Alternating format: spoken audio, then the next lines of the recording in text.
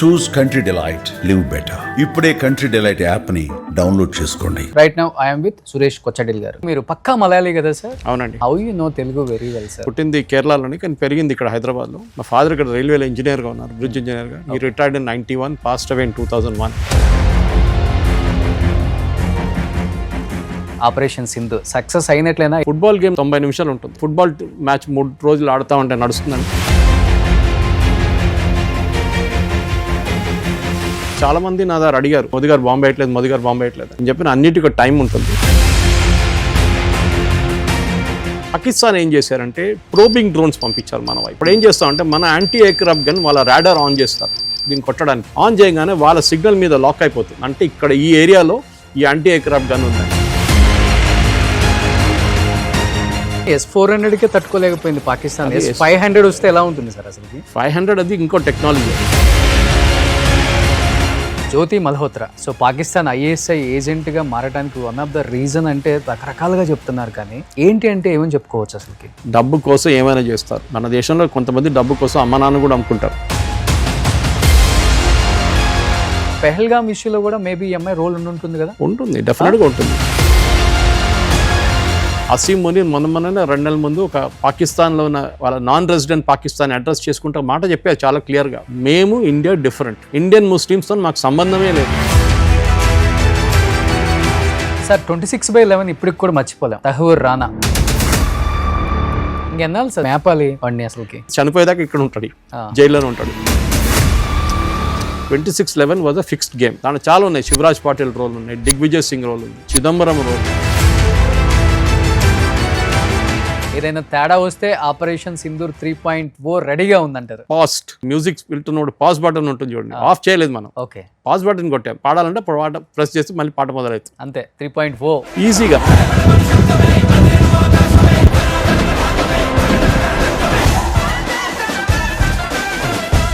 Hi hello, welcome to Suman TV. నేను మీ Roshan. Right now I'm with Suresh Kochadil garu.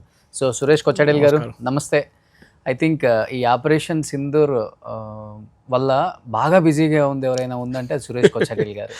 So almost schedule ఇప్పటికి కూడా ఇంకా బిజీగానే ఉంది అనుకుంటా. 6 షూట్లు ఉన్నాయండి ఇంకా. అంతేనా? సో ఆపరేషన్ సింధూర్ అని కాదు, దీనికన్నా ముందు కూడా నాకు చాలా మటుకు లోకల్ టెలివిజన్ ఛానల్స్ చాలా ఉంటుంది. నాకు మలయాళం కూడా బిజీ ఉంటాను నేను. హిందీ 2 ఛానల్స్ ఉన్నాయి నాకు. ఇంగ్లీష్లో ఒక రికార్డింగ్ ఉంటుంది. సో రోజంతా ఏదైనా ఒకటి ఉంటుంది. నా ఆఫీస్ వర్క్ నాకు ఉంటుంది సపరేట్ అది. సో అన్నీ కలిపి నేను at the age of 63 I'm still running around. But నేను యూజువల్గా అంత టైం ఉండదండి వీడియో చూసే టైము. మన వీడియోలు మనమే చూసుకోము. బట్ నేను అలా రీల్స్ చూస్తూ అరే ఇంత బాగా చెప్తున్నారు, ఇంత మంచి సబ్జెక్ట్ ఉంది, ఇంత అవగాహన ఉంది దేశం పట్ల కానీ యుద్ధాల కానీ అంటే ప్రతిదీ. ఒకసారి సురేష్ కొచ్చడిల్ గారితో ఫోన్లో మాట్లాడదాం ఫస్ట్ అనిపించి ఫోన్ చేశాను sir. But the first time నేను ఎంత అడ్మైర్ అయిపోయానంటే మీకు అంత ఎంత కాదు, అది మాటల్లో చెప్పలేను కూడా. థ్యాంక్ యూ అండి. నిజంగా చాలా చాలా హ్యాపీగా ఉంది మీతో ఇలా నేను స్క్రీన్ షేర్ చేసి. రౌండ్ టేబుల్ కూడా ఉండే కదా, దాస్పల్ హోటల్ చేసాం మొన్న రౌండ్ టేబుల్ సింధూర్ గురించి. దాంట్లో కూడా చాలా బాగుండే ఇంటరాక్షన్. మిగతా ప్యానలిస్ట్ కూడా చాలా ఎడ్యుకేటెడ్గా ఉన్నారు. నాది ఒకటే స్ట్రాటజీ ఏంటంటే, స్ట్రాటజీ అని చెప్పండి, నా ఒకటే ఆబ్జెక్టివ్ ఏంటంటే, మన ఎవరికైనా మన ఏ షో ఏ టెలివిజన్ ఛానల్ చేసినా కానీ చూసే వాళ్ళకి ఒక వాల్యూ ఉండాలి. అవును సార్. ఏదో వచ్చి లొల్లి చేసి వెళ్ళడం కాదు. లాస్ట్లో వాళ్ళు చూసే వాళ్ళకి చెప్పాలి వాళ్ళు, దీనికన్నా ముందు నాకు ఇష్యూ గురించి తెలియదు, ఇప్పుడు తెలిసిందని. దట్ ఈస్ అవర్ విక్టరీ అన్నమాట. కంటెంట్ ఈజ్ కింగ్ అంతే. అబ్సల్యూట్లీ. నిజంగా గ్రేట్. 39 సంవత్సరాల నుంచి జర్నలిజం ఫీల్డ్లో ఉన్నాను నేను. So that is my print నుంచి స్టార్ట్ అయ్యి టెలివిజన్ నుంచి డిజిటల్ ఈ జర్నీ నడుస్తున్నాను ఇంకా. ఓకే, కానీ మీరు పక్కా మలయాళీ కదా సార్? అవునండి. Then how you know Telugu very well sir? నేను ఫ్లూయెంట్గా మాట్లాడుతాను. పుట్టింది అక్కడండి, పుట్టింది కేరళలోని, కానీ పెరిగింది ఇక్కడ హైదరాబాద్లో. మా ఫాదర్ ఇక్కడ రైల్వేలో ఇంజనీర్గా ఉన్నారు, బ్రిడ్జ్ ఇంజనీర్గా. ఈ retired in 91, passed away in 2001. Okay. మా అమ్మగారు ఇంకా ఉన్నారు, కేరళలో ఉన్నారు, ట్రిచూర్లో. She is 82 now. Okay. So ఇక్కడ చదివిందంతా ఇక్కడ. నేను చదివింది ముందు ఒక మరాఠీ స్కూల్లో చదివాను కాచిగూడలో. దాని తర్వాత మోడల్ స్కూల్ ఉస్మానియా యూనివర్సిటీలో చదివాను. చాలా మందికి తెలియదు ఉస్మానియా యూనివర్సిటీకి స్కూల్ కూడా ఉందని చెప్పేసి. ఓకే. మోడల్ స్కూల్లో చదివాను. దాని తర్వాత intermediate saint Joseph, graduation railway degree college. So అంతా సిటీలోనే మొత్తం ఎడ్యుకేషన్ అంతా almost. So how many language do you know sir very well? Like ఫ్లూయెంట్గా 6 languages. Tamil, Kannada, Malayalam, Tamil, Telugu, Telugu, and then English, Hindi. And French and German are my foreign languages. ఓ మీ విద్యాభ్యాసం అంతా హైదరాబాద్ కంప్లీట్గా హైదరాబాద్ మోడల్ ఇక్కడ model school, railway degree college అంతే. Okay. దాని తర్వాత హోటల్ మేనేజ్మెంట్ చెన్నైలో చేశాను. I started my career with hotel industry. కానీ అక్కడి నుంచి స్విచ్ ఓవర్ చేసి బెంగళూరులో ఉన్నప్పుడు టైమ్స్ ఆఫ్ ఇండియా బెంగళూరులో జాయిన్ అయ్యాను అనమాట. వాళ్ళు పిలిచారు నన్ను, ఓకే చూసి నన్ను పిలిచి వెళ్ళాను.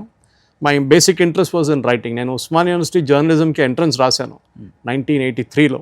I came second in the entrance, okay కానీ జాయిన్ కాలేదు. ఓకే ఎందుకో నాకు ఆ టైంలో మా ఫాదర్ ఫ్రెండ్ ఎవరు వచ్చి చెప్పారు, ఏం దాంట్లో అసలు జీతాలు రావు, ఏం రావు, ఏం వెళ్తావు అని చెప్పి. Talking of 1983. So that is the time then I said okay hotel management చేద్దాం అని చెప్పి హోటల్ మేనేజ్ చేశాను.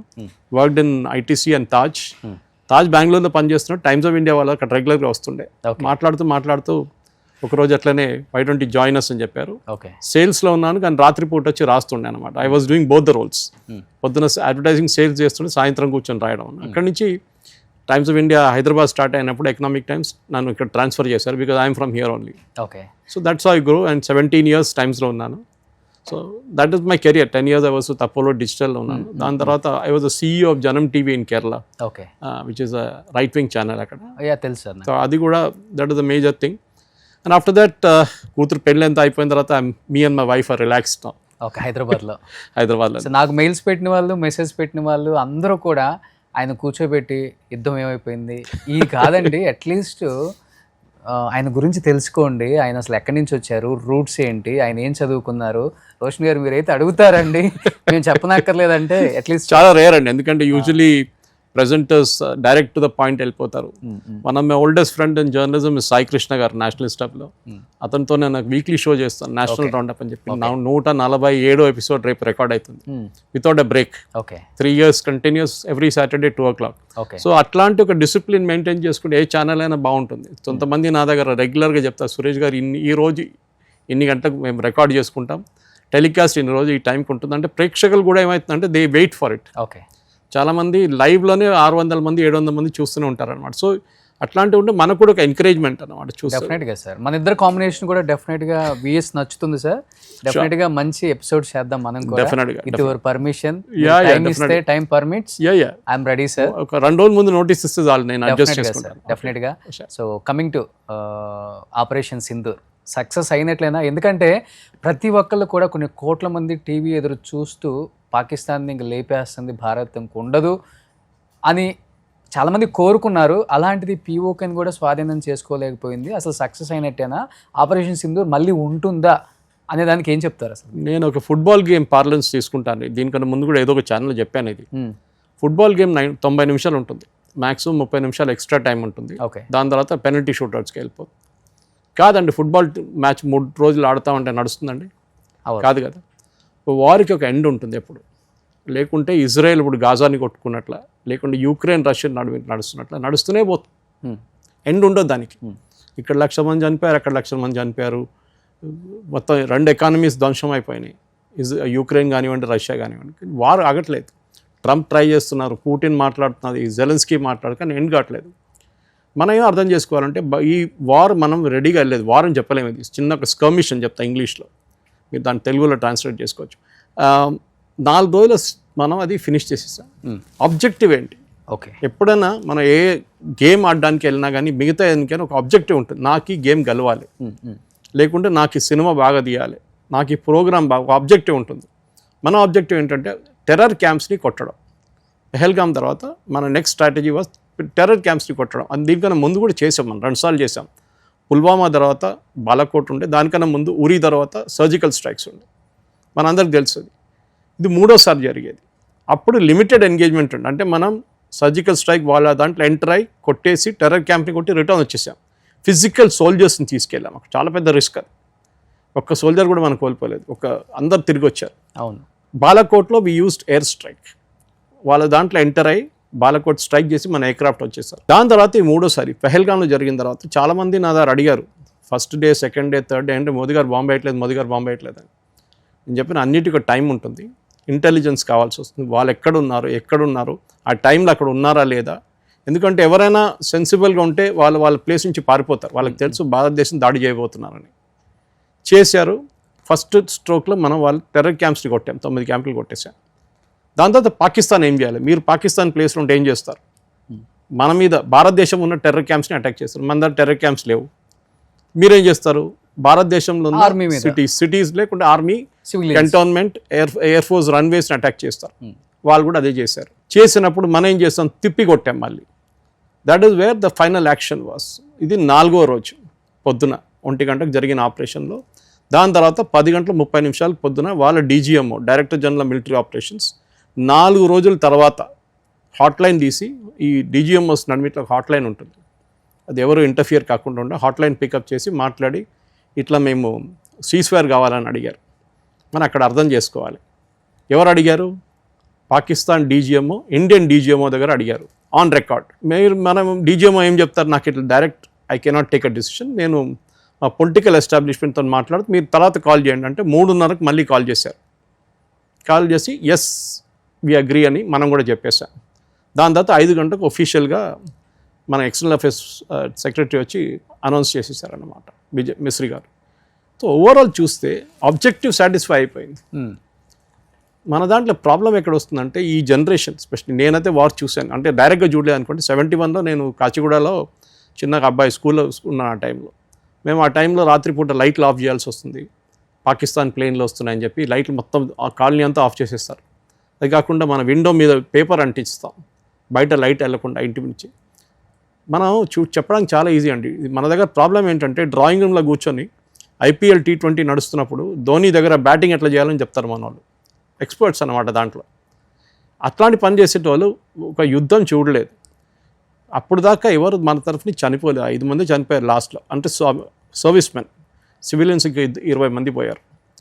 ఒకసారి మీకు 200-300 మంది డెడ్ బాడీలు రిటర్న్ వచ్చినప్పుడు, వాళ్ళ ఫ్యామిలీలు ఏడుస్తున్నప్పుడు చూస్తే ఇదే ప్రేక్షకులు, ఇదే ఎక్కడ యుద్ధం పాకిస్తాన్ మీద బాంబు వేయండి అని చెప్పేటోళ్ళు మోదీ గారిని ప్రశ్నిస్తారు.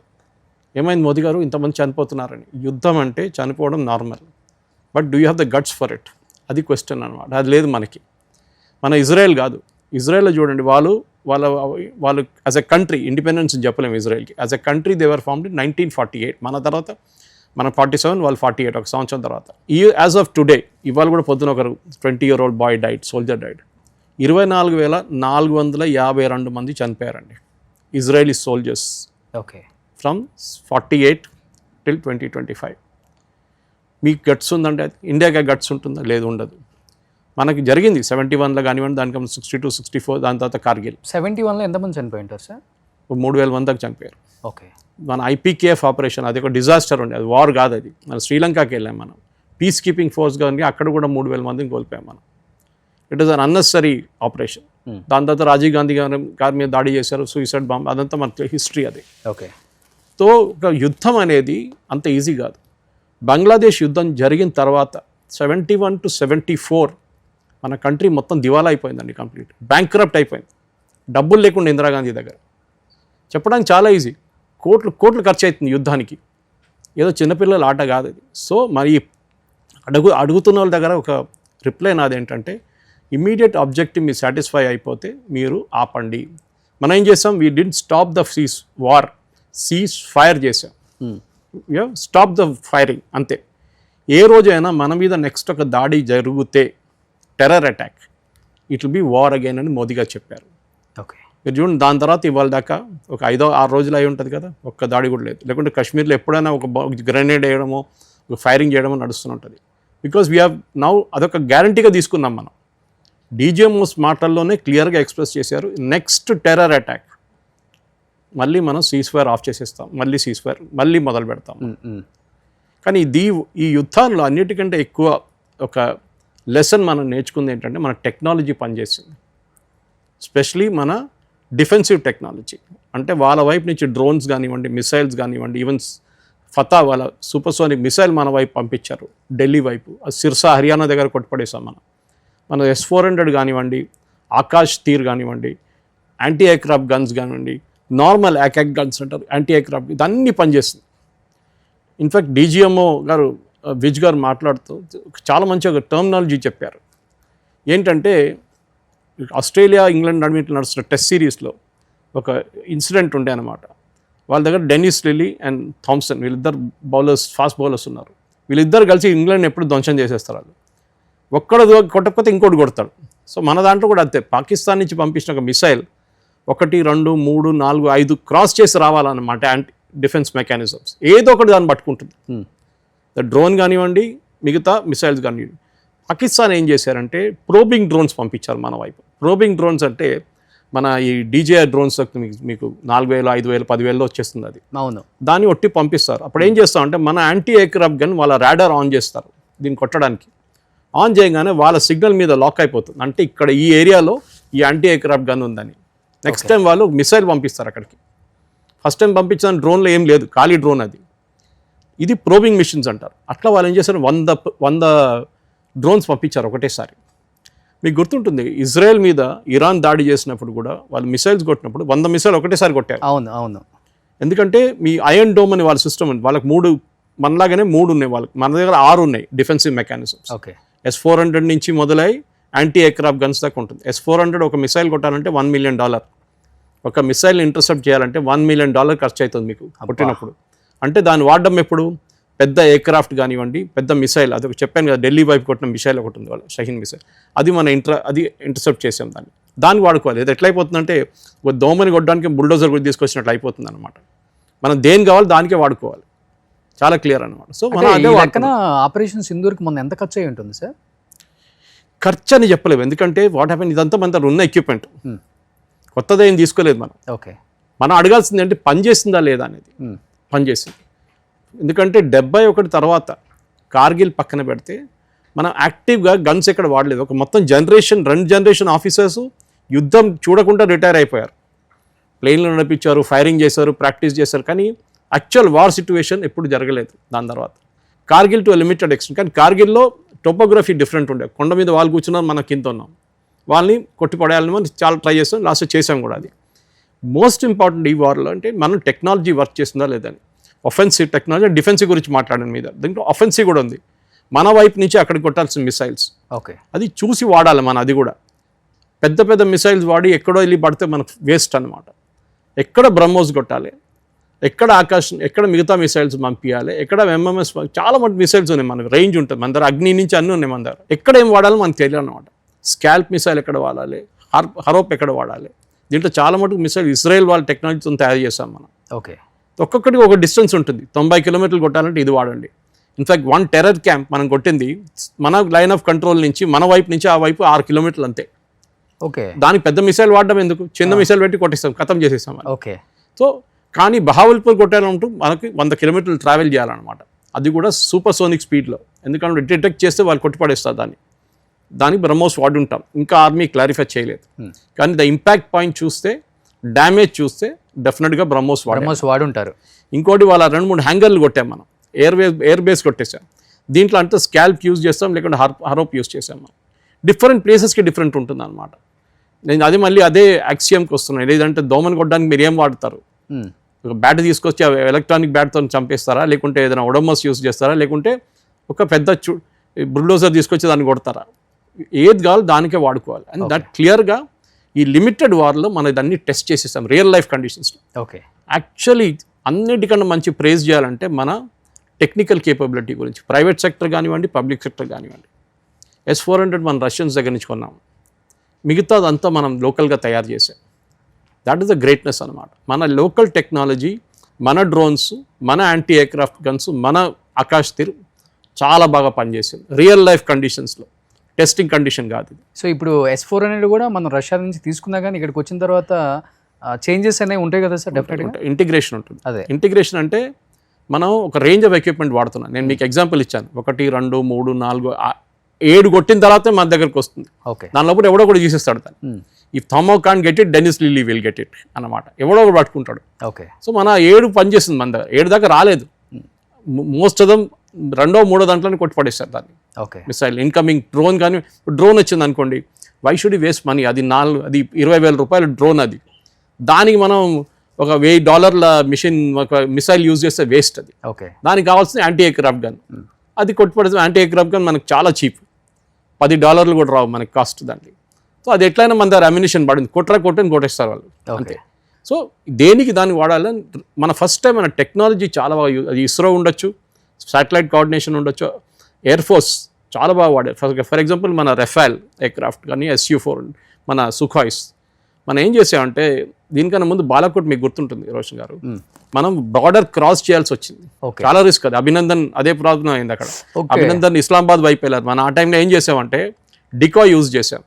6 ఎయిర్క్రాఫ్ట్ని ఇస్లామాబాద్ వైపు పంపించాం. పాకిస్తాన్ ఏమనుకున్నారు, వాళ్ళు మన తరఫు వస్తున్నా అని చెప్పి వాళ్ళు ఇస్లామాబాద్ దగ్గరకు వస్తున్న ఎయిర్క్రాఫ్ట్ మీద కాన్సన్ట్రేట్ చేసాం. అదే టైంలో మనం ఇటువైపు నుంచి బాలాకోట్కి ఇంకొక 6 పంపించాం, మిరాజ్ కానీ సుఖాయిస్ కానీ. వాళ్ళు అది పట్టుకోలేకపోయి దీన్ని పట్టుకున్నారు. దాంట్లో ఒకటి కొట్టుపడేస్తారు, అభినందన్ని వాళ్ళు పట్టుకున్నారు. అప్పుడు MiG-21 వెరీ ఓల్డ్ ఎయిర్క్రాఫ్ట్. కానీ ఈసారి ఏం జరిగిందంటే మన దగ్గర రఫాల్ ఉంది.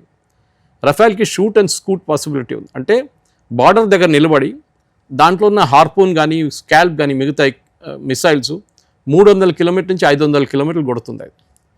అంటే మీరు బార్డర్ దగ్గర నిలబడి దాని కోఆర్డినేట్స్ పాకిస్తాన్లో ఎక్కడుంది దాని లాటిట్యూడ్ లాంజిట్యూడ్ కొట్టి ఎంటర్ చేస్తే అది వెళ్ళిపోతుంది ఫైర్ చేసి. వీళ్ళు ఏం ఎంటర్ చేయక్కర్లేదు పాకిస్తాన్లో. రిటర్న్ వచ్చి బేస్లో వచ్చి కూర్చుంటారు. అది మిసైల్ పోతూనే ఉంటుంది. టార్గెట్ మారింది అనుకోండి, మిసైల్ మళ్ళీ టార్గెట్ చేస్తుంది అనమాట. ఇక్కడ వీళ్ళు మార్చారు, ఏదో మూవబుల్ టార్గెట్, బిల్డింగ్ ఏం చేయలేము. కానీ ఏదైనా ఎయిర్క్రాఫ్ట్ ట్రై చేశారనుకోండి, ఎయిర్క్రాఫ్ట్ మూవ్ అయిందని దాన్ని ఎంట పడతారు మళ్ళీ అది. ఓకే. సో మన మిసైల్స్ కూడా చాలా బాగా వాడాం. దిస్ టైం మన రఫాల్ చాలా పనికి వచ్చింది మనకు. SU-400 లాగా మీరు చెప్పినట్లు S-400లో S-500 ఇప్పుడు నెక్స్ట్ వస్తుంది. మనం 5 కొనుక్కున్నాం S-400. దాంట్లో 4 వచ్చినాయి, 3 ఆపరేషనల్గా ఉన్నాయి మన దగ్గర. 4వది ఇంకా ఇంటిగ్రేట్ అవుతుంది. ఈ ఎయిర్క్రాఫ్ట్ సిస్టమ్స్ అన్నీ ఇంటిగ్రేట్ చేయడం చాలా ఇంపార్టెంట్. మన ఇజ్రాయెల్ మీద చూసాం, ఎన్నో దాడుల్లో ఇజ్రాయెల్ ఐరన్ డోమ్ కూడా ఆపలేకపోయారు. 5-6 మిసైల్ మొన్ననే ఒక హూతీ వాళ్ళు కొట్టిన మిసైల్ బెన్గ్యూరియన్ ఎయిర్పోర్ట్ టెల్ అవీవ్ దగ్గర వచ్చి పడ్డది, రోడ్డు మీద పడ్డది. డ్యామేజ్ ఎక్కువ కాలేదు, కొంతమందికి ఇంజరీ అయింది, మైనర్ ఇంజరీ అయింది అంతే. కానీ వాళ్ళు కూడా they are not able to 100% వాళ్ళు లేదు. మన దాంట్లో 99.9 మనం కొట్టాం. కానీ టెక్నాలజీ వేరు అనుకోండి, హూతీలు వాడే టెక్నాలజీ వేరు, పాకిస్తాన్ వారి చైనీస్ మిసైల్ వాడారు వాళ్ళు. అది థర్డ్ రేట్ అని చెప్పలేము, చాలా బాగా మిసైల్స్ అది కూడా. కానీ S-400కే తట్టుకోలేకపోయింది పాకిస్తాన్. S-500 వస్తే ఎలా ఉంటుంది సార్ అసలుకి? 500 అది ఇంకో టెక్నాలజీ అది. అది ఇప్పుడు నేను ఎగ్జాంపుల్ ఇస్తాను మీకు. S-400 తీసుకోండి. ఒకటే టైంలో పాకిస్తాన్ 100 మిసైల్ ఫైర్ చేశారు, డ్రోన్ కాదు, మిసైల్స్ 5 ఎయిర్క్రాఫ్ట్లు పంపించారు. S-400 can handle all those. ఒకటేసారి 100 మిసైల్స్ ఫైర్ చేస్తుంది ఒకేసారి డిఫరెంట్ డైరెక్షన్స్కి. ఓకే. అంటే ఈ రాడార్లో వాళ్ళకి కనిపిస్తుంది ఏ మిసైల్ ఎక్కడి నుంచి వస్తుంది, ఏ ఎయిర్క్రాఫ్ట్ ఎక్కడి నుంచి వస్తుంది చూసి దాన్ని లాక్ చేసేస్తారు. లాక్ అంటే దానికి ఒక్కొక్క మిసైల్కి ఒక హీట్ ఉంటుంది, వెనక నుంచి ఒక ఫైరింగ్ ఉంటుంది. ఆ హీట్ అంటే పడిపోతుంది అనమాట. సో వాళ్ళు లాటిట్యూడ్ లాంజిట్యూడ్ అగైన్ క్యాల్కులేట్ చేసి దాన్ని పంపించేస్తారు రాడార్ క్యాల్కులేషన్ ప్రకారం. అయిపోయింది, అది చూసుకుంటుంది. ఇక అది జరిగింది, మిసైల్ జరుగుతూనే ఉంటుంది కదా, ఎక్కువ దాని వెంట పడుతుంది మిసైల్ వెంటనే. సో డెఫినెట్గా ఎక్కడో ఒక ప్లేస్కి వచ్చి కొట్టేస్తుంది missile. Okay. So that is what S-400 does. కానీ చాలా ఎక్స్పెన్సివ్. మీరు ఎక్కడ వాడాలని మీరు డిసైడ్ చేయాలి.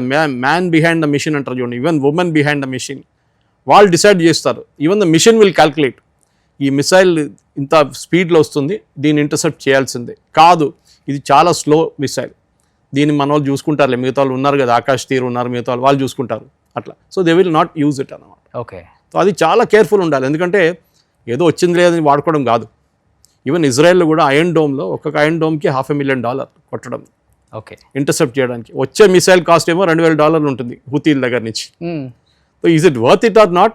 వాళ్ళు ఏం చేస్తారు, కొన్ని మిసైల్స్ పోనిస్తారు అట్లనే, ఏదో ఎంటీ ఫీల్డ్ ఎక్కడో పోతుంది, ఎంటీ ఏరియాకి వెళ్ళిపోతుంది, అది ట్రాజెక్టరీ చూస్తే దాన్ని ఎక్కడ వెళ్ళి పడుతుందని చూస్తే పోనీలు అక్కడ వెళ్ళి పడిపోయి, అది మనం ఎందుకు వేస్ట్ చేయాలి డబ్బులు అని చెప్పి ఇడ్చేస్తారు వాళ్ళు. ఓకే. మనం కూడా చేసాం అట్లా, పంజాబ్ వైపు 2-3 మిసైల్స్ పోనిచ్చాం అట్లా. పోనీయండి, అది వేస్ట్, మనకు డబ్బులు ఖర్చు ఎక్కువ కొట్టేసి మిసైల్ ఖర్చు ఎందుకు అని చెప్పేసి. సో అవే మనకు మిసైల్స్ వదిలేము, అది కావాలని వదులుతాం, కొన్ని వదులుతాం, ఎందుకంటే మనకు కూడా రెమినెన్స్ దొరకాలి, దాన్ని పీసెస్ దొరకాలి.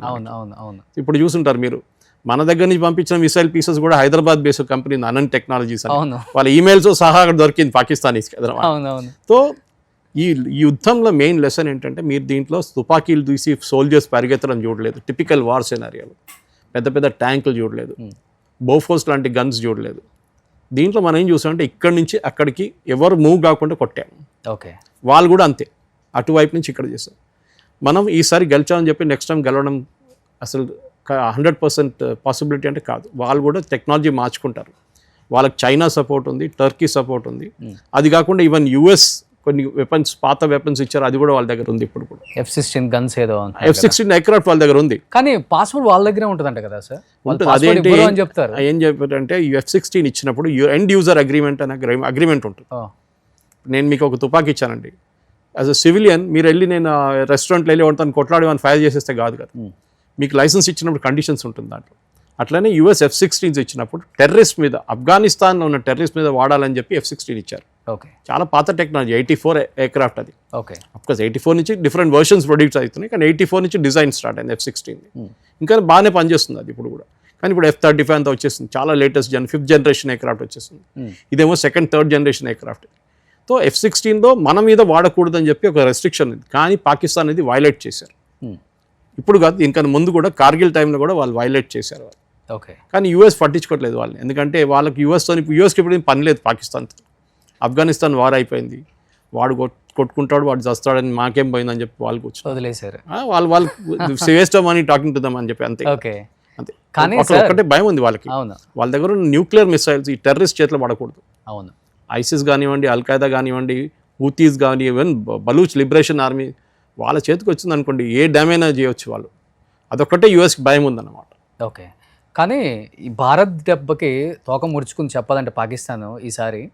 కానీ ఇప్పుడు మన Pak army general chief Asif మునీర్కి అది ఎట్లా ఫీల్డ్ మార్షల్ అని చెప్పేసి ఉన్నత హోదా. యాయా ఖాన్కి ఆయన ఉన్నప్పుడు ఆయనే ప్రమోట్ చేసుకున్నాడు ఆయన్ని. ఆలోచించండి, ఇటువైపు నుంచి ప్రమోషన్ ఇటువైపు వెళ్ళి ప్రమోట్ చేశారు. ఇవాళ పొద్దు నుంచి కూడా మీమ్స్ నడుస్తున్నాయి. ఆయన ఆసిఫ్ మునీర్కి ఎవరో థ్యాంక్స్ చెప్పారంట, ఆయన ఫస్ట్ మెసేజ్ పెట్టాడు ఐ బీన్ ప్రమోటెడ్ అని, ఎవరో థ్యాంక్స్ పెడితే థ్యాంక్ యూ అని ఆయన రిప్లై చేస్తున్నాడట. సో అట్లా మీమ్స్ నడుస్తున్నాయి. సో ఇదొక జోక్ లాగా అయిపోయిందండి. Pakistan is a failed state, మనం అర్థం చేసుకోవాలి. వాళ్ళ దగ్గర ఇప్పుడు ఉన్నది $15 బిలియన్ అంతే, $15 బిలియన్, $15 బిలియన్. 2 వారాలకి క్రూడ్ ఆయిల్ కొనడానికి ఉన్న డబ్బులు అంతే. ఓకే, తిండి లేదు, ఆట లేదు. ఒక కిలో ఆటకి $320. మన ప్రేక్షకులు కూడా అర్థం చేసుకోవాలి భారతదేశంలో మనం ఎంత లక్కీ అని. 1 లీటర్ పాలకి $220. గుడ్లు అంతే, రైస్ అంతే, అన్నీ. So they are a failed state. So don't expect them to do. మీరు రేపు పాకిస్తాన్ మహాత్మా గాంధీ లాగా ఉండాలి, పాకిస్తాన్ అంత వాళ్ళు ఉండరు. పాకిస్తాన్ ఫామ్ చేసిందే 2 నేషన్ థియరీలో. 2 నేషన్ థియరీలో ఏం చెప్పాం, హిందువులు సపరేట్, ముస్లిం సపరేట్ అని చెప్పి ఫామ్ చేసేప్పుడు అది చేసిన తప్పది. అది గాంధీ గారు కానివ్వండి, నెహ్రూ గారు ఎవరు చేసిన తప్పది. జిన్నాని ఎప్పుడు అగ్రీ చేయకుండా బాగుంటుండే, చేసాం, అయిపోయింది. మళ్ళీ మీరు అడిగారు ఒక ప్రశ్న, పిఓకే ఎందుకు తీసుకోలేదని.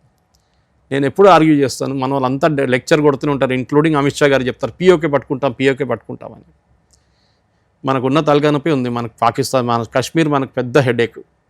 ఎందుకు వెళ్ళి ఇంకో ప్లేస్ తీసుకోవాలి, దాంట్లో ఏముంది. గిల్గిట్ బాల్టిస్తాన్ ఇస్తే తీసుకుంటాం, అక్కడ న్యాచురల్ రిసోర్సెస్ ఉన్నాయి చాలా మటుకు, టంగ్స్టన్ లాంటి చాలా మటుకు రేర్ ఎర్త్ మినరల్స్ అక్కడ ఉన్నాయి. అది ఇచ్చేసేయండి, మాకు ప్రాబ్లం లేదు. కానీ మీరు అటువైపు వెళ్తే వాళ్ళు ఇచ్చేస్తారా పాకిస్తాన్? అట్లా ఇవ్వరు కదా.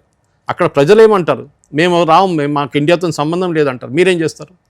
మన ఇన్స్టెడ్ ఏం చేయాలంటే మన వైపు నుంచి డెవలప్మెంట్ వాళ్ళకి చూపించాలి. వాళ్ళు చూస్తున్నారు కూడా. ఇప్పుడు బారాముల్లా దాకా ట్రైన్ వెళ్తుంది, చెనాబ్ మీద మంచి బ్రిడ్జ్ కట్టాం, అక్కడ పాలు $25 ఒక ½ లీటర్ దొరికితే మాకేమో $120 ½ లీటర్ వస్తుంది మాకు. వాళ్ళు కంపేర్ చేస్తున్నారు. వాళ్ళే రెబెలియన్ చేయనియండి.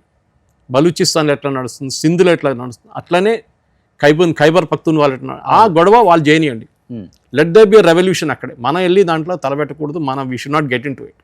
ఓకే, వచ్చిందో మంచిది, కాకపోతే నో ప్రాబ్లం. మన దగ్గర ఉన్న టెరిటరీ మనం చూసుకుందాం. మనం చూడడానికి కాశ్మీర్ బ్యాక్ చాలా బాగుంటుంది. ఇటువైపు లేవ్ లదాఖ్ వైపు Aksai Chin 38,000 square kilometer Chinese తీసుకెళ్ళిపోయారు. ఇటువైపు ఏమో ఆల్మోస్ట్ ఒక హాఫ్ కాశ్మీర్ పాకిస్తాన్ దగ్గర ఉంది. ఇట్ ఈస్ చూడడానికి అన్ని మాట్లాడడానికి అన్ని బాగుంటుంది, కానీ హిస్టరీకి వెళ్తేనే మనకు తెలిసిపోతుంది. ఓకే, అది ఇండస్ వాటర్ ట్రీటీ నుంచి షిమ్లా అగ్రిమెంట్ దాకా మనం చేసిన చాలా మటుకు తప్పులు ఉన్నాయి. అది ఒక్కొక్కటిగా మోదీగా సర్దుకుంటూ వస్తున్నారు అన్నమాట. ఓకే సార్, ఈ ఫీల్డ్ మార్షల్ వల్ల అసలు ఏంటి సార్? ఆసిఫ్ మునీర్ ఏం లేదండి, ఏం లేదు, డెకరేటివ్ పోస్ట్. అది రిటైర్డ్ అయిపోయినట్టు అంతే. రిటైర్ అంతే, కమాండ్ కంట్రోల్ ఉంటుంది. నేను రెండు వైపు నుంచి చూస్తున్నాను. ఒకటి సివిలియన్ వాళ్ళు కావాలని చేశారా, ఓకే, లేదు ఇతని కొంచెం ప్రమోట్ చేసి ఇతను పక్కన కూర్చోబెడదామా చేశారా, నాకు డౌట్ వస్తుంది. ఎందుకంటే ఫీల్డ్ మార్షల్ అయిన తర్వాత మీకు కమాండ్ అండ్ కంట్రోల్ మీ చేతిలో ఉండదు. ఓకే, కానీ ఆసిఫ్ మునీర్ తెలుసు మనందరికీ, అది అయినాక కానీ ఏ పోస్ట్ ఇచ్చినా కానీ ఆయన వెంటనే ఆయనే ఉంటాడు. పాకిస్తాన్ ఆర్మీ నడిపించింది ఆయనే. కాశ్మీర్లో సివిలియన్ గవర్నమెంట్ అనేది ఒక జోక్. ఎలక్షన్ గెలిచినోడేమో జైల్లో ఉన్నాడు ఇమ్రాన్ ఖాన్, ఎలక్షన్ ఓడిపోయినోడేమో షబాజ్ షరీఫ్ ప్రైమ్ మినిస్టర్గా ఉన్నారు. అది పాకిస్తాన్ డెమోక్రసీ అన్నమాట. ఓకే, మీరు ఎక్కడైనా విన్నారు ఇట్లాంటి డెమోక్రసీ? ఇది డెమోక్రసీ. వాళ్ళు రేపు కావాలంటే వాళ్ళు ఉరి తీసేస్తారు. మన జుల్ఫికర్ అలీ భుట్టోని ఆర్మీ వాళ్ళు చేశారు, బేనజీర్ భుట్టోని కాల్చి చంపారు. Pakistan is failed state. మళ్ళీ అది రిపీట్ చేస్తున్నాను నేను. వాళ్ళ దగ్గర మీరు ఎక్కువ ఎక్స్పెక్ట్ చేయకండి.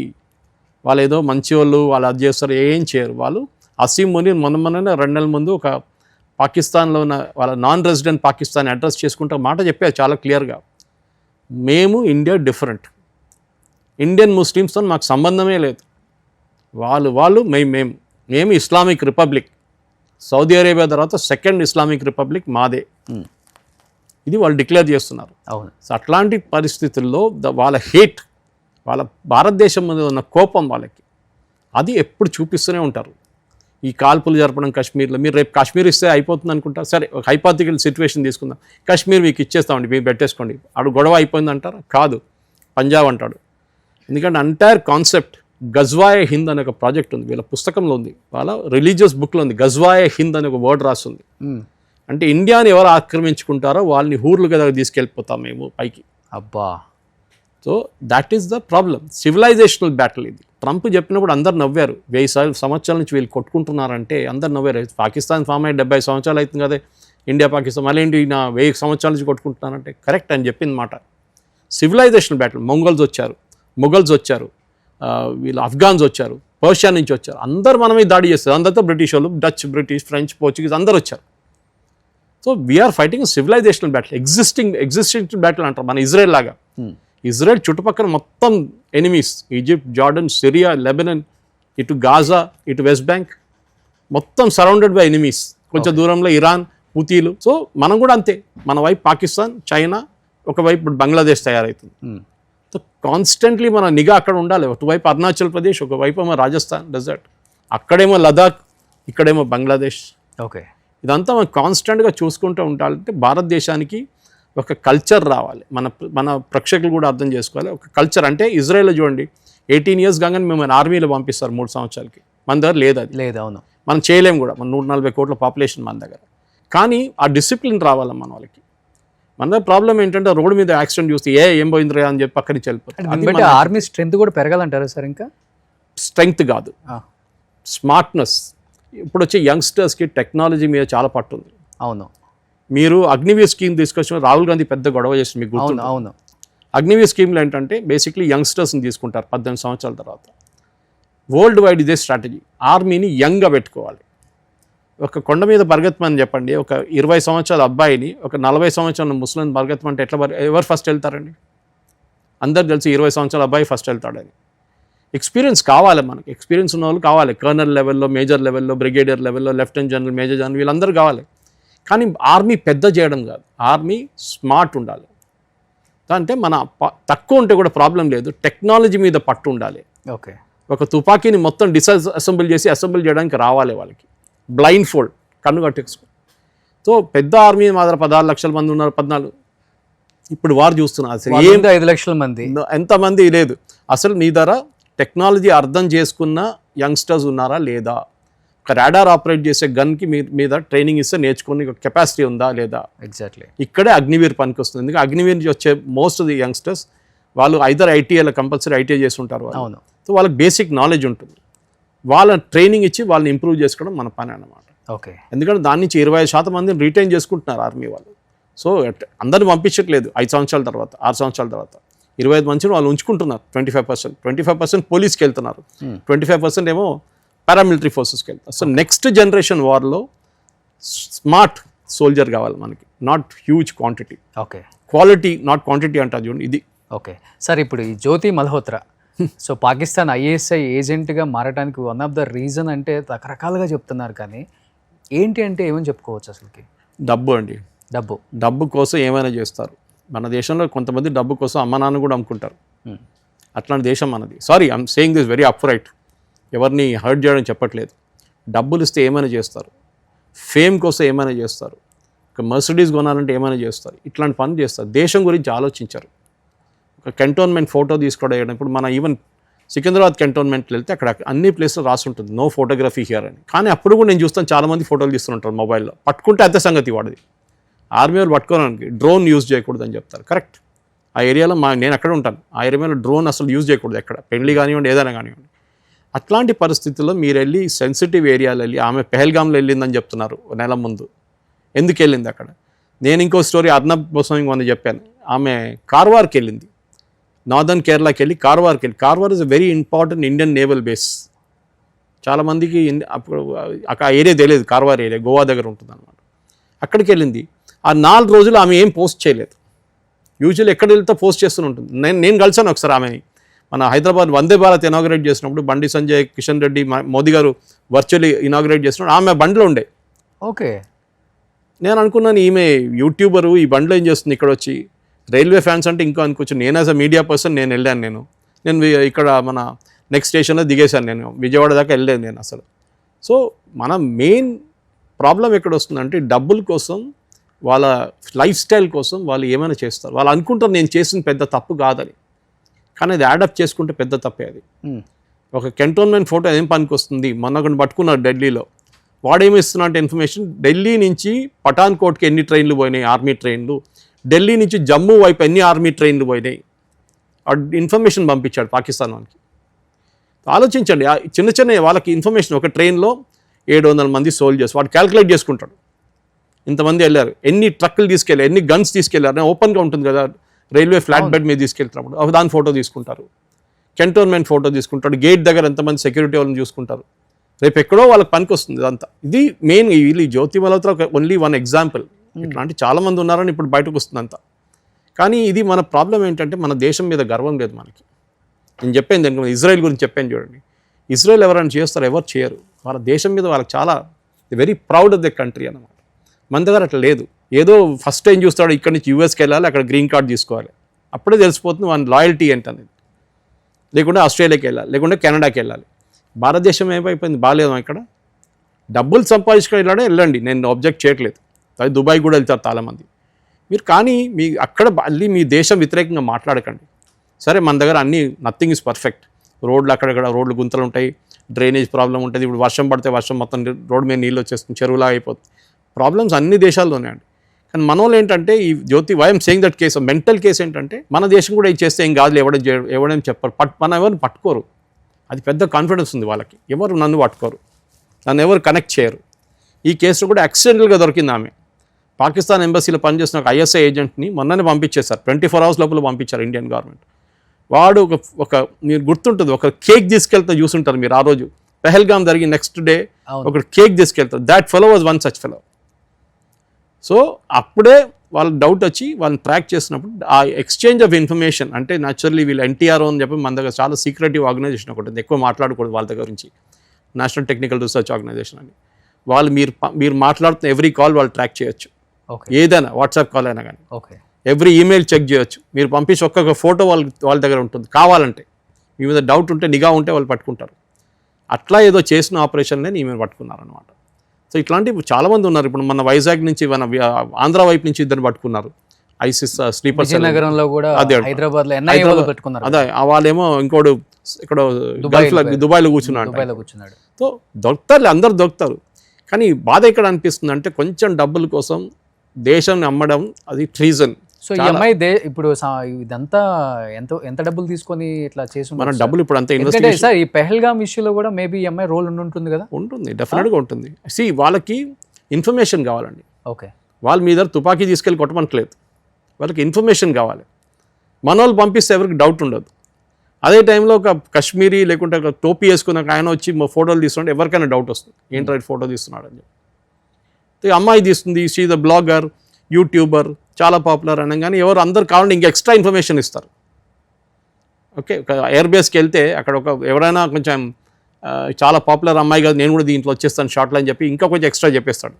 మా దగ్గర ఇన్ని రన్వేలు ఉన్నాయి, ఇన్ని ప్లేన్లు ఉన్నాయి, అదన్నీ చెప్పేస్తారు. చెప్పకూడదు అది, కానీ చెప్పేస్తారు. చెప్పలేము, అది జరిగింది. ఎలాంటి శిక్ష పడే అవకాశం ఉంటుంది ఈ అమ్మాయికి, జ్యోతి మల్హోత్రా? చెప్పలేము, ఎందుకంటే అండర్ ఎన్ఎస్ఏ వాళ్ళు తీసుకున్నారు ఇప్పుడు. సో డెఫినెట్గా ట్రీజన్ అంటే అది చాలా ఆల్మోస్ట్ మీరు లైఫ్ లాంగ్ జైల్లో ఉండాల్సి ఉంటుంది అంతే.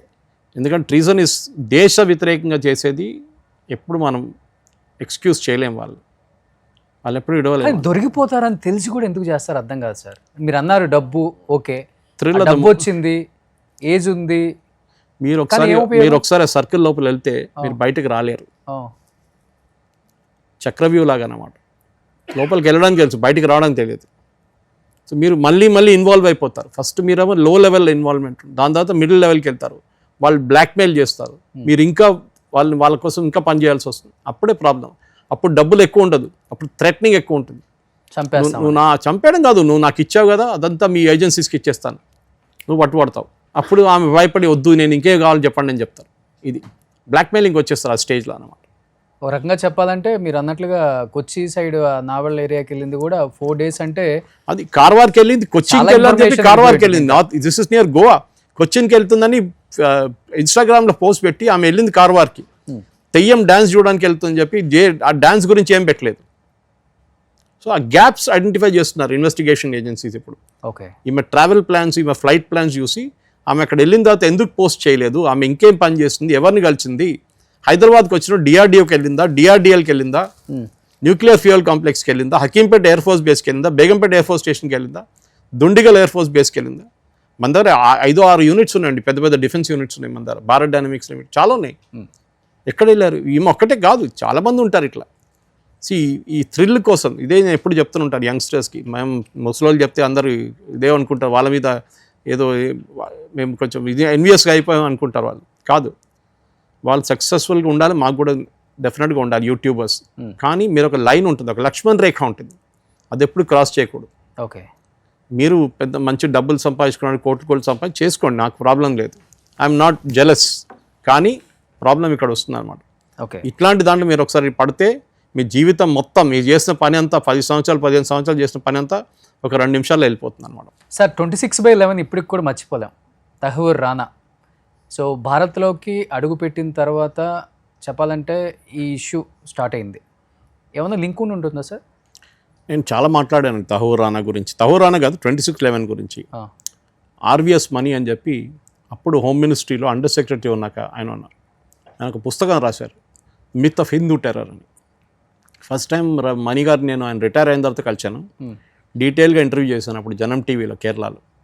దాని తర్వాత ఇక్కడ వచ్చినప్పుడు కూడా నేషనల్ స్టబ్లో చేశాను, నేను ఇంటర్వ్యూ చేశాను. అతని పుస్తకం చదవాలండి, 26/11 ఏంటి అనేది అర్థం చేసుకోవడానికి. మీకు స్టార్టింగ్ పాయింట్ ఇస్తున్నాను. ఓకే, ఏదైనా ఒక టార్గెట్ని ముందు మీరు కాల్చి చంపడానికి మనుషులు తీసుకురావచ్చు, కానీ ఏం చేయాలని వాళ్ళ దగ్గర చెప్పాలి కదా, ఎక్కడికి వెళ్ళాలని. ఆ పని చేసిన తహూర్ రానా డేవిడ్ కోల్మెన్ హెడ్లీతో కలిసి మొత్తం సర్వే చేశారు బాంబేని. 2 రోజులు తాజ్ హోటల్లో ఉన్నాడు, అన్ని ఫ్లోర్లు వీడియో టేప్ చేశారు, మొత్తం ఫోటోగ్రాఫ్ తీసుకున్నాడు, వీడియో తీసుకున్నారు. ఓకే, హబాద్ హౌస్ జూయిష్ వాళ్ళు ఉండే ఒక ప్లేస్ అది, దాని పక్కన మన తాజ్ పక్కన లియోపోల్డ్ కెఫే, దాని మీద Trident, CST station, comma hospital, ఇదంతా ఒక్క ప్లేస్ కాదంట, ఆల్మోస్ట్ 25 to 30 ప్లేసెస్ ఆయన ఐడెంటిఫై చేశాడు. కానీ లాస్ట్లో ఇది 7-8 తీసుకుందాం, ఇక్కడ సెక్యూరిటీ ఎక్కువ ఉండదు అని చెప్పి చేశారు వీళ్ళు. సో మనం ఎప్పుడు చెప్తుంటాం, చేసినవాడు కూడా గిల్టీ. ఒకరిని చంపమని చెప్పి డబ్బులు ఇచ్చి సుపారీ ఇస్తే వాడు వెళ్ళి చంపేస్తాడు. ఒకరిని చేపించినోడు ఇంకా పెద్ద తప్పు చేసినాడు. So that is where Tahawwur Rana is coming. Plan చేసింది వీళ్ళు, అది మన కసబ్ కానీ మిగతా వాళ్ళు కానీ వాళ్ళకి డబ్బులు ఇచ్చారు, వాళ్ళు వచ్చి చేసేసారు. They are also guilty, equally guilty, దాంట్లో డౌట్ లేదు, సందేహం లేదు దాంట్లో. కానీ ఎవరు చేపించారని చెప్పి తహూర్ రానా. సో చాలా సంవత్సరాల నుంచి మనం ట్రై చేస్తున్నాం తీసుకురావడానికి, లాస్ట్లో సక్సీడ్ అయింది. ట్రంప్ వచ్చిన తర్వాత, కాష్ పటేల్ వచ్చిన తర్వాత FBI we got him back. పాట పాడుతున్నాడు కూర్చొని అక్కడ, చెప్తాడు ఎవరెవరు ఏం చేశారని చెప్పి. కానీ US కోర్టులో కూడా చాలా ట్రై చేసినా కూడా మాట్లాడలేదని చెప్పారు అప్పుడు కూడా వాళ్ళు. బహుశా ఎప్పుడు కూడా మాట్లాడేమో, నాకు తెలియదు, మర్చిపోయాను, ఉండొచ్చు, ఇట్లాంటి ఆన్సర్స్ ఇవ్వచ్చు అనమాట. కానీ ఏదైనా కానివ్వండి, మన కస్టడీలో ఉన్నప్పుడు ప్రాసిక్యూషన్ ఇప్పుడు మొదలవుతుందంట, స్పెషల్ ప్రాసిక్యూషన్ పెట్టారు ఇప్పుడు. డెఫినెట్గా ఆ కుట్ర ఏం జరిగిందనేది, దాని డీటెయిల్స్ మనకు కావాలి, మనకు తెలుసు ఏం జరిగిందని. కానీ వాళ్ళ దగ్గర నుంచి ఇన్ఫర్మేషన్ రావడం అది కన్ఫర్మేషన్. ఇంకెన్నాళ్ళు సార్ సెక్యూరిటీ, ఎన్నాళ్ళు మేపాలి వాడిని అసలుకి? ఎవరికండి? అదే తహూర్ రానా ఉంటాడు, మన దగ్గర ఉంటాడు. ఇంకా వాళ్ళు చనిపోయేదాకా ఇక్కడ ఉంటాడు, జైల్లోనే ఉంటాడు. ఇక ఓకే, ఎక్కడికి వెళ్ళాడు, ఇక్కడ ఉంటాడు. కానీ తహూర్ రానా అంటూ చాలామంది ఉన్నారు, అది మనం అర్థం చేసుకోవాలి. వాళ్ళని ట్రాక్ చేయడం, వాళ్ళ మీద నిఘా పెట్టడం, అవును, వాళ్ళని పట్టుకోవడం. భారతదేశంకి వచ్చినప్పుడు చూసిన చాలామంది పాకిస్తాన్ వాళ్ళు అక్కడి నుంచి వచ్చి ఇక్కడ పెళ్లి చేసుకుని, ఇక్కడ వెళ్ళి అక్కడ పెళ్లి చేసుకున్నారు, ఇక్కడ పిల్లలు పుట్టించుకున్నారు, మళ్ళీ అక్కడికి వెళ్తున్నారు. ఎవరు చూసారు? ఒక CRPF కానిస్టేబుల్ ఒక పాకిస్తానీ మహిళని పెళ్లి చేసుకుని, పెద్ద సెక్యూరిటీ రిస్క్ ఆలోచించాడు. ఇదంతా మనం చాలా లైట్గా తీసుకుంటాం. మళ్ళీ ఏదో దిల్సుఖ్ నగర్ బ్లాస్ట్ జరిగినప్పుడు, లుంబిని పార్క్ బ్లాస్ట్ జరిగినప్పుడు, గోకుల్ చాట్ బాంబులు పెట్టినప్పుడు అప్పుడు మనం అయ్యా ఇట్లా ఉండొచ్చా, ఎవరు చేశాడు, చెప్పాం కదా ముందు ఇట్లా ఉందని చెప్పేసి అప్పుడు లైట్ తీసుకుంటారు వీళ్ళు. So security forces all the time lucky ఉండాలి, 100% లక్కీ. టెర్రరిస్ట్కి ఒక్కటేసారి లక్కీ ఉంటే చాలు. వాళ్ళకి కావాల్సింది పబ్లిసిటీ. అవును, అది ఇట్లాంటి వాళ్ళు ఇస్తారు పబ్లిసిటీ అన్న. ఇది 26 లైన్ కానీ ముంబై బ్లాస్ట్ కానీ, జర్మన్ బేకరీ బ్లాస్ట్ కానీ, కోయంబత్తూర్ బ్లాస్ట్ కానీ, మెకా మస్జిద్, హైదరాబాద్, గోకుల్ చాట్, లుంబిని పార్క్, ఎక్కడైనా ఎన్ని బ్లాస్ట్ జరిగిందండి దేశంలో. అవును. కానీ మీరు 2014 నుంచి 2025 దాకా ఒక్క బ్లాస్ట్ చెప్పండి, ఎక్సెప్ట్ కాశ్మీర్ నార్త్ ఈస్ట్ పక్కన పెట్టేస్తే ఎక్కడ లేదు. That is the difference. ఎందుకంటే మనకి సెక్యూరిటీ ఫోర్సెస్ ఏం చేస్తున్నారు, ఇంటెలిజెన్స్ ఏజెన్సీస్ ఏం చేస్తున్నారు, స్టేట్ కానివ్వండి, సెంట్రల్ లెవెల్, మనకు తెలియదు, వాళ్ళు చెప్పరు కూడా. అవును. ఎందుకంటే ఒకసారి సక్సీడ్ అయింది అనుకోండి, మేము ఇట్లా చేసామని చెప్తే నెక్స్ట్ టైం టెర్రరిస్ట్ అది యూజ్ చేయడు. లాస్ట్ టైం మేము శాటిలైట్ ఫోన్ పట్టుకున్నాం అంటే నెక్స్ట్ టైం వాడు శాటిలైట్ ఫోన్ వాడాడు. ఇది చాలా ఇంపార్టెంట్. సో మన సెక్యూరిటీ సిస్టమ్ కానివ్వండి, మన నిఘా, మన ఏజెన్సీస్, వీళ్ళందరినీ మనం అప్రిషియేట్ చేయాలి. వాళ్ళని మనం అప్రిషియేట్ చేయాలి. మనం చూస్తున్న వాళ్ళు, పబ్లిసిటీకి ఉన్న వాళ్ళు కనిపిస్తారు, కానీ మిగతా వాళ్ళు ఎవరు కనిపించారు. ఈ ఆపరేషన్లో కూడా చూడండి, సింధూర్లో యాక్చువల్ పని చేసిన వాళ్ళు మనం ఎవరు కనిపించట్లేదు. మనం అది తీసుకురాకూడదు, వాళ్ళని ఫ్రంట్లో తీసుకురాకూడదు, వాళ్ళ పర్సనల్ రిస్క్ అయిపోతుంది. అది వాళ్ళ మీద ఎవరైనా దాడి చేయొచ్చు రేపు.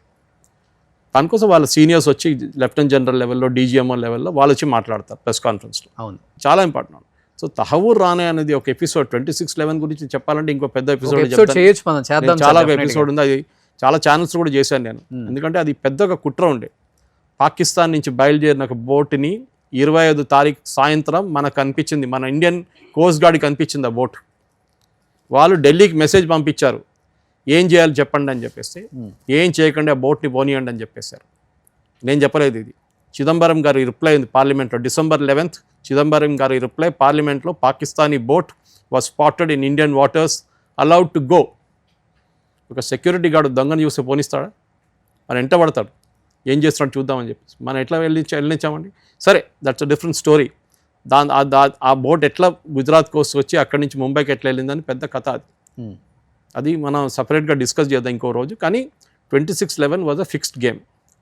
దాంట్లో చాలా ఉన్నాయి. శివరాజ్ పాటిల్ రోల్ ఉన్నాయి, దిగ్విజయ్ సింగ్ రోల్ ఉంది, చిదంబరం రోల్ ఉంది. హోమ్ మినిస్ట్రీలో ఆ రోజు రాత్రి హోమ్ మినిస్ట్రీలో, భారతదేశంలో ఉన్న హోమ్ మినిస్ట్రీలో ఒక్క ఆఫీషియల్ కూడా లేరు, అందరు పాకిస్తాన్లో ఉన్నారు. 26/11 జరిగిన రోజు పాకిస్తాన్ తీసుకెళ్లారు అందరినీ, ఒక టాక్స్, హోమ్ మినిస్ట్రీ టాక్స్ అని చెప్పి. అవును. ఆ కంట్రోల్ రూమ్లో ఉన్న ఒకటే మనిషి ఆ రోజు, ఆర్వీఎస్ మనీ. ఆయన పుస్తకం రాసిండు ఏం జరిగింది ఆ రోజు రాత్రి. It's very shocking. ఆయన శివరాజ్ పటేల్ దగ్గరికి వెళ్ళారు అనుకుంటా, ఫ్లైట్ కూడా ఏదో ఆగిపోయి. శివరాజ్ పాటిల్ ఫ్లైట్ ఆపారు. ఎన్ఎస్జీ కమాండోస్ని ముంబైకి తీసుకెళ్తున్న ఫ్లైట్ని 2.5 గంటల సేపు ఆపారు ఢిల్లీ ఎయిర్పోర్ట్లో. వెళ్ళనీయలేదు శివరాజ్ పాటిల్. వెళ్తే ఇంకో 40 మంది మనం ఈజీగా బతికి బయటపడుతుండే తాజ్లో. వెళ్ళనీయలేదు. ఎందుకు? చాలా ఉండే ప్రశ్నలు, చాలా ఉన్నాయి. కానీ ఈ సిరాజ్ సమీర్ కూడా మొన్న అరెస్ట్ అయ్యారు కదా సార్, బాంబ్ బ్లాస్ట్. అది నిజంగా అది సినిమాలో చూపించినట్లే ఉంది. అది ఏమైతుందంటే, సిరాజ్ సమీర్ వన్ ఎగ్జాంపుల్ అండి. దొరికిన వాళ్ళు ఇంకా 10 మంది ఉంటారు. మేబీ అసలు ఏదన్నా అయ్యి ఉంటుంది సార్, అది జరగచ్చు.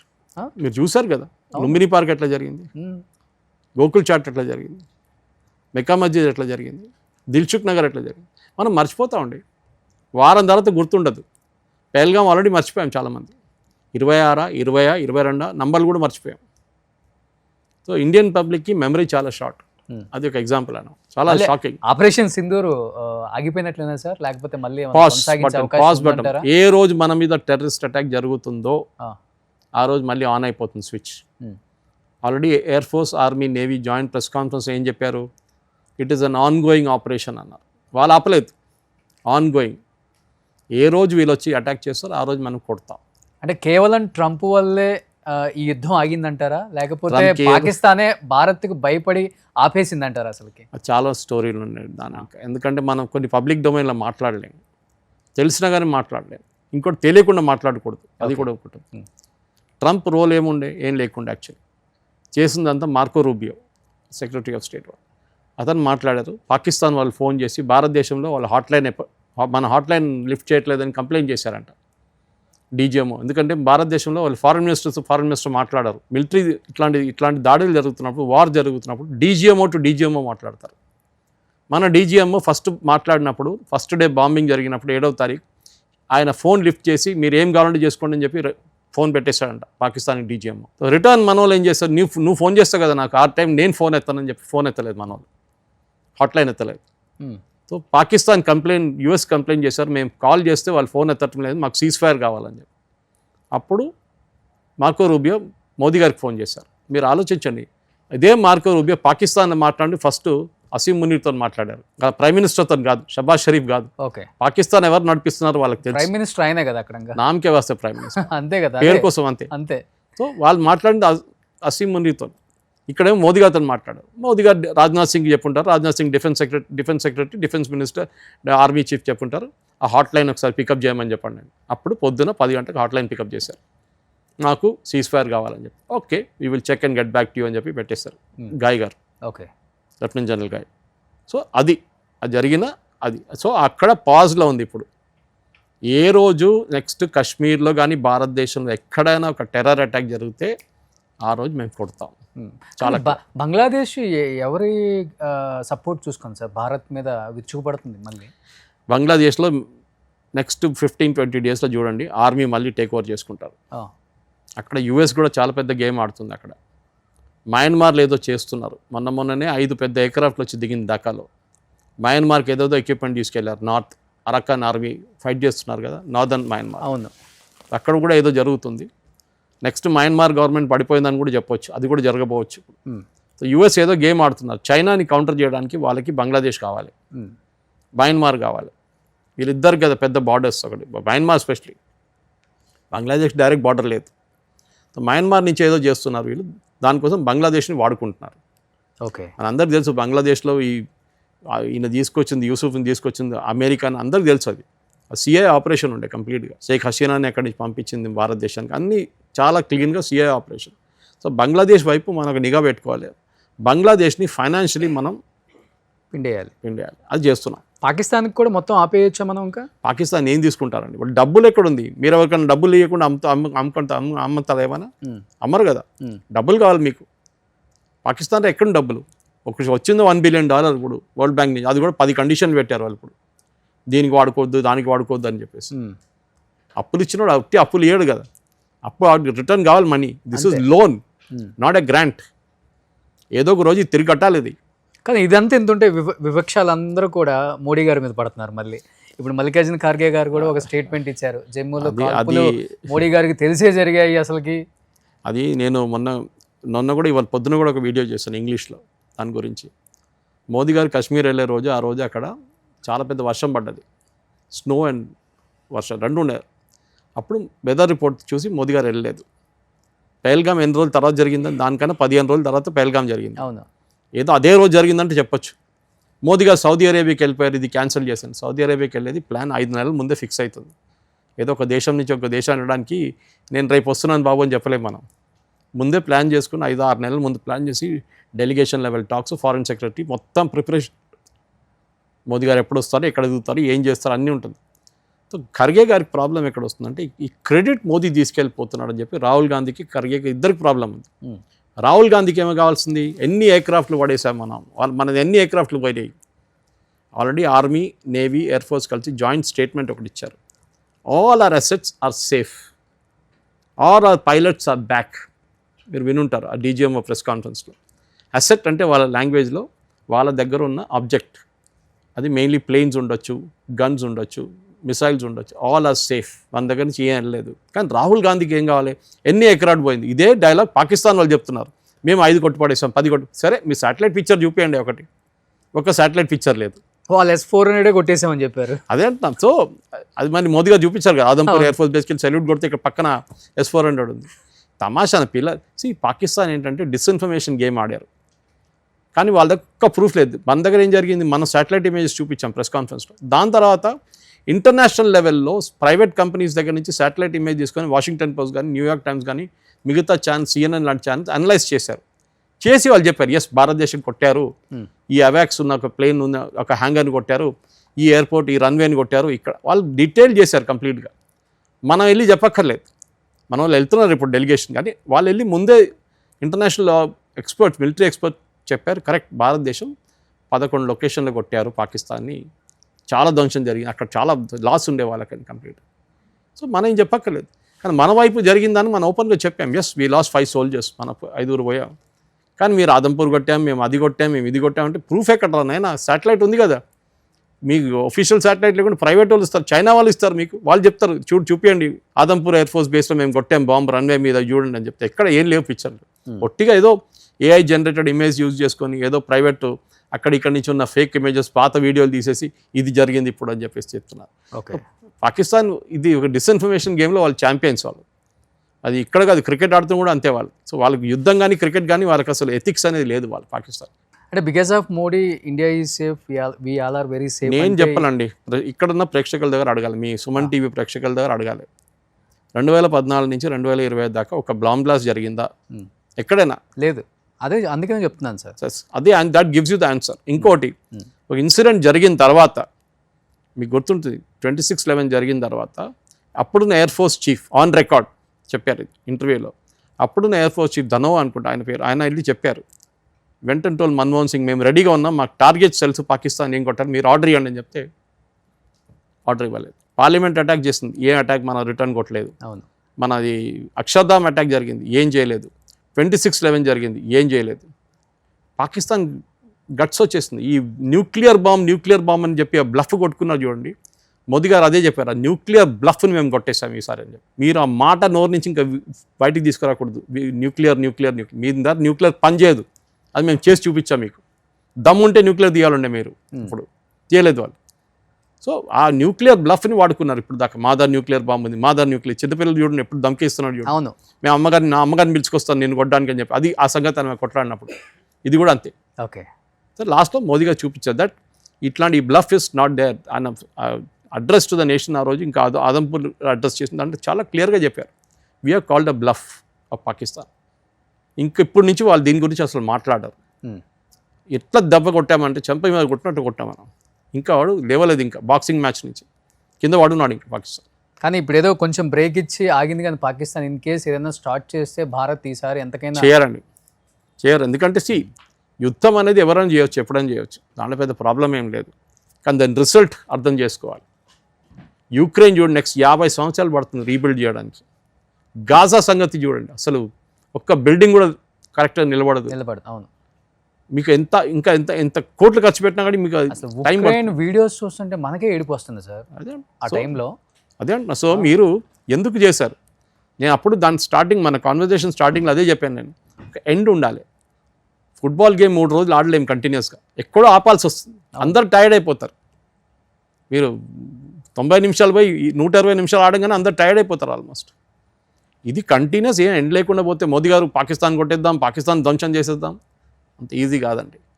వాళ్ళొక బాంబు వచ్చి మీ తల మీద పడేసినప్పుడు ఒక 200 మంది 5,000 మంది చనిపోతే అప్పుడు మీరు ఏడుస్తారు, మోదీ గారు ఇదేంటిది అని చెప్పేసి. So you should be mature enough to realise ఎప్పుడు స్టార్ట్ చేయాలి, ఎప్పుడు ఆపాలని ఒక పొలిటికల్ మెచ్యూరిటీ ఉండాలి. ఇంకొకటి మనకు సెంటిమెంట్స్ ఎక్కువ చెప్పాలని, సెంటిమెంటల్ పూల్స్ మనం దానికోసం ఉండవు కదా సార్, వాళ్ళకేం లేవు. వాళ్ళు దే ఆర్ వన్ పరాయ నేషన్. వాళ్ళు ఆఫ్ఘనిస్తాన్తో కొట్లాడారు, ఇక్కడ ఇటుపక్క నుంచి బలూచ్ వాళ్ళు కొడుతున్నారు, అక్కడ తేరిక తాలిబాన్ వాళ్ళు కొడుతున్నారు, ఇటువైపు నుంచి మనం కొడుతున్నాం. వాళ్ళకి ఎక్కడ ఏం చేయాలని అర్థం కావట్లేదు. దానికోసం ఎక్కడున్న టర్కీ, ఎక్కడున్న చైనా దగ్గర నుంచి ఆయుధాలు తెచ్చుకుంటున్నారు. ఓకే, సో ఏదైనా తేడా వస్తే ఆపరేషన్ సింధూర్ 3.0 రెడీగా ఉందంటారు. పాస్ట్. ఓకే, మన మ్యూజిక్ వింటున్నప్పుడు పాజ్ బటన్ ఉంటుంది చూడండి, ఆఫ్ చేయలేదు మనం. ఓకే, పాజ్ బటన్ కొట్టాం, ఇంకా పాడాలంటే పాట ప్రెస్ చేసి మళ్ళీ పాట మొదలవుతుంది అంతే. 3.0 ఈజీగా. ఎందుకంటే వాళ్ళకి తెలుసు, వాళ్ళు ఎంత బ్లఫ్ కొట్టినా కానీ వాళ్ళకి ఈసారి ఏం జరిగిందని వాళ్ళకి చాలా మంచిగా తెలుసు. ఓకే, అది చాలా క్లియర్ అనమాట. సో వాళ్ళు 10 సార్లు ఆలోచిస్తారు ఇప్పుడు. ఈసారి చెప్పాలంటే భారత్ దెబ్బ ఏంటో చూపించాం మనం. మెచ్యూరిటీ, మన పొలిటికల్ మెచ్యూరిటీ చూడండి. మనం ఏదో ప్రెస్ కాన్ఫరెన్స్లో పెట్టి లేనిపోయిన అన్నీ చెప్పలేదు, మనం ఉన్నదాన్ని ప్రూఫ్గా చూపించాం.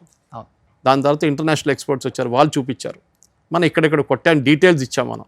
ఓకే, వాడు నేను ఆదంపూర్ కొట్టాను, నేను ఇక్కడ కొట్టాను, నేను అక్కడ కొట్టాను, ఢిల్లీ కొట్టాను అంటే ఎక్కడ జరిగిందిరా తెలుసు కదా. ప్రజలు ఉన్నారు అక్కడ, లక్షల్లో చనిపోతుండే మీరు చేసిన దానికి. ఒక్కరు కూడా చావలేదు కదా. సరే జమ్మూ వైపు జరిగింది, బార్డర్ వైపు కొంచెం లాస్ జరిగింది, కరెక్ట్. అది 20 మంది చనిపోయారు సివిలియన్స్ మనకు. కానీ అది నార్మల్ ఆ ఏరియాలో, బార్డర్ ఏరియాలో. కానీ పాకిస్తాన్ చెప్పుకున్నట్లు వచ్చినా ఏం జరగలేదు. అంటే మనం చేసిన టార్గెట్లో ఎక్కువ ఉగ్రవాదులు చనిపోయారంటారా, లేకపోతే ఉగ్రవాదులే కదా, ఆర్మీ కూడా కొంత చనిపోయిందంట. ఆర్మీ కూడా వాళ్ళది 50 మంది చనిపోయారని మన ఆర్మీ చెప్తున్నారు. మన డీజీఎంఓ కాన్ఫరెన్స్లో 50 మంది సర్టిఫై చేశారు వాళ్ళు. ఓకే, వాళ్ళ దాంట్లో కూడా ఫ్యూనరల్స్ జరిగింది చాలా మటుకు. అది కాకుండా టెర్రరిస్ట్ కూడా మీరు చూసుంటారు, వాళ్ళు టెర్రరిస్ట్ ఫ్యూనరల్లో ఆర్మీ లీడర్స్ ఉన్నారు, ఆర్మీ సీనియర్స్ అటెండ్ చేశారు. మా జైషే మొహమ్మద్ కానివ్వండి, లష్కర్ తోయిబా, వీళ్ళందరూ సీనియర్ లీడర్స్, వాళ్ళ ఫ్యామిలీస్ మొత్తం పోయారు. అవును. సో మనం కావాల్సి చూపించేస్తాం. మనం అనుకున్న ఏంటంటే ఫస్ట్ దాంట్లోనే ఆగిపోతుంది అనుకున్నాక ఆగలేదు, వాళ్ళు వచ్చి మళ్ళీ అటాక్ చేస్తాం, మళ్ళీ మనం మొదలు పెట్టాం. ఓకే, ఇప్పుడు ఆగాము. నెక్స్ట్ టైం మళ్ళీ కొడితే మళ్ళీ కొడతాం మనం. ఓకే. సో ఏది ఏమైనప్పటికీ జస్ట్ పాస్ బటన్ నొక్కి పెట్టాం మనం. అలా ఏదైనా తేడా కొడితే సో ఆపరేషన్ సింధూర్ 3.0 అన్నిటికీ సిద్ధంగా ఉంది భారత్. మోడీ గారు సిద్ధంగా ఉన్నారు, తగ్గేదేలే అని సురేష్ కొచ్చాడెల్ గారు చాలా క్లియర్గా సార్ చాలా చాలా డీటెయిల్డ్గా ఎక్స్ప్లెయిన్ చేశారు sir. Thank you so much. And మళ్ళీ ఇంకొక ఎపిసోడ్తో మళ్ళీ కలుగుతాం. షూర్ అండి. Thank you so much. Suman టీవీలో మీ పర్సనల్ అండ్ బిజినెస్ ప్రమోషన్స్ కోసం కింది నెంబర్కి కాంటాక్ట్ చేయండి.